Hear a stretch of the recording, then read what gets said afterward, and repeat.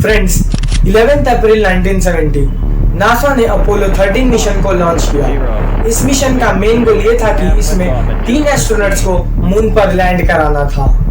लेकिन फ्रेंड्स, जब astronauts moon पर लैंड करने ही वाले थे तभी अचानक कुछ ऐसी प्रॉब्लम हुई जिसके बारे में किसी ने भी नहीं सोचा था।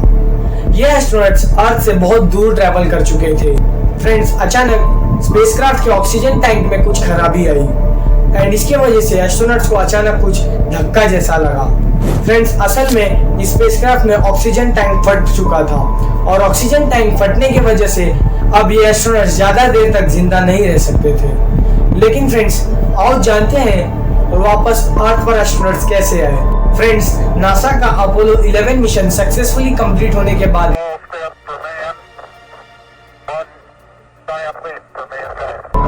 नासा ने एक बार फिर तैयारी शुरू कर दी इंसान को मून पर भेजने की, जिसका नाम था अपोलो 13 मिशन। इस मिशन का मेन ऑब्जेक्टिव ये था कि इस मिशन में मून को अच्छे से एक्सप्लोर किया जाएगा एंड स्पेसक्राफ्ट को वहीं लैंड कराया जाएगा जहां एस्ट्रॉइड गिरा हो और वहां बड़ा सा गड्ढा हो।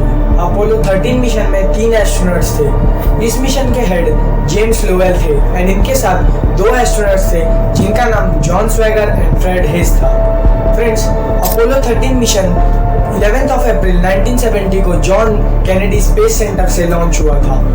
यह स्पेसक्राफ्ट 3 पार्ट में डिवाइडेड है: command module, lunar module and service module. Plan के मुताबिक ये स्पेसक्राफ्ट को अर्थ का ऑर्बिट का एक चक्कर लगाना था एंड मून पर लैंड करना था। मून पर लैंड करते समय 2 एस्ट्रोनॉट्स को सीएसएम से अलग होकर लूनर मॉड्यूल में बैठकर मून पर लैंड करना था। इसके बाद ये लूनर मॉड्यूल सीएसएम से अटैच होकर अर्थ पर सेफली लैंड करेगा।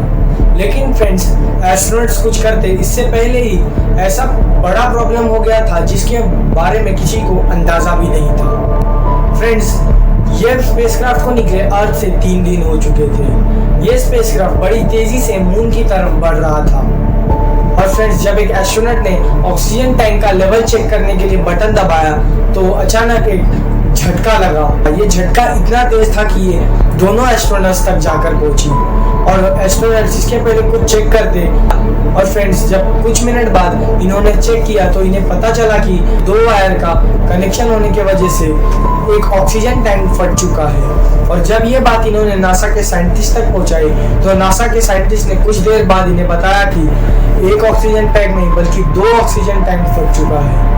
नासा के साइंटिस्ट सोच रहे थे कि अब ये 3 एस्ट्रोनॉट्स को कैसे धरती पर सेफली लेके आए। इनके पास 2 ऑप्शन थे।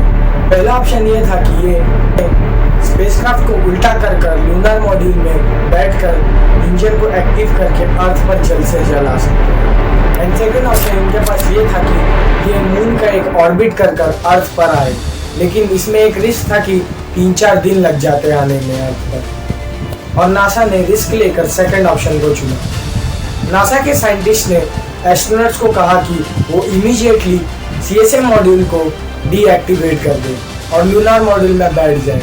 नासा के साइंटिस्ट ने इन्हें लूनर मॉड्यूल को बर्न करने के लिए कहा पहली बार। जैसे इन्होंने बर्न किया तब नासा के साइंटिस्ट ने कैलकुलेट किया कि इन्हें 153 आवर्स लगेंगे अर्थ पर आने के लिए। तो उन्होंने फिर से सेकेंड टाइम इन्हें बर्न करने के लिए कहा। अब सेकेंड टाइम जब इन्होंने बंद किया तो नासा के कैलकुलेशन के हिसाब से अब करीब 143 आवर्स लगेंगे इन्हें आने के लिए। जिम लेवल 3 बंद करते हैं एंड 4 मिनट के कम्युनिकेशन लॉस्ट होने के बाद ये तीनों एस्ट्रोनॉट सेफली अर्थ पर लैंड करते हैं। बाकी वीडियो इंटरेस्टिंग लगी तो चैनल को सब्सक्राइब करना और बेल नोटिफिकेशन ऑन कर देना।